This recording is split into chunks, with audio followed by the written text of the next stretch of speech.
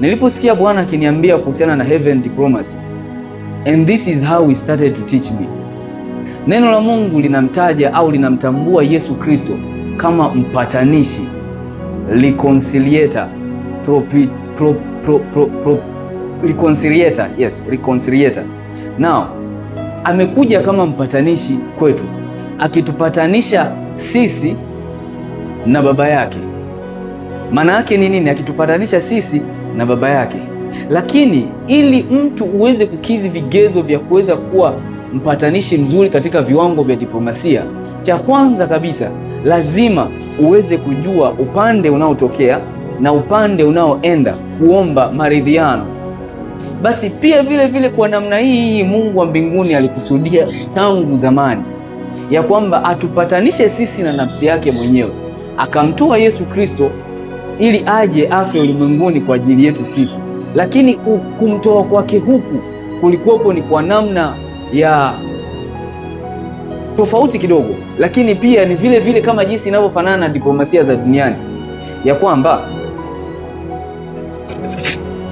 ilihitaji entity au ilihitaji masihi ambaye atakuwepo na ubinadamu ndani yake, lakini pia atakuwepo na full uungu ndani yake. That's why the Bible inamtaja Bwana Yesu, anasema in him was the fullness of Godhead, but in him he was the son of man. Yeye pia alikuwepo ni mwanadamu, lakini yeye mwenyewe pia alikuwepo ni Mungu. Sasa yeye kwa concept ya yeye kuja anazaliwa na mwanamke, lakini baba yake ni Roho Mtakatifu. Maana yake ni nini? Kwanza mpaka hapo amekizi kigezo cha kuwa mdiplomasia wa kupatanisha wanadamu pamoja na mbingu. Lakini hajaishia tu hapo. There is a certain study of blood. Katika this study of blood there is something that we call melanin. Kuna kitu kinaitwa melanin ndani ya damu ya mwanadamu.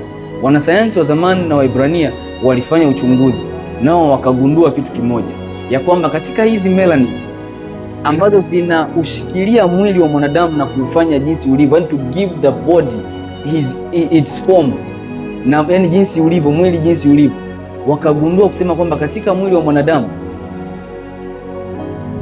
kuna hizi melanin, katika damu kuna hizi melanin, na hizi melanin zina shepu ya msalaba. Bwana akanikumbusha, baada ya kukumbuka concept hiyo, akanikumbusha na kunieleza jambo hili kwamba namna ile ile ambavyo kama maandiko na neno langu linasema kusema kwamba alisulubiwa Yesu Kristo kabla ya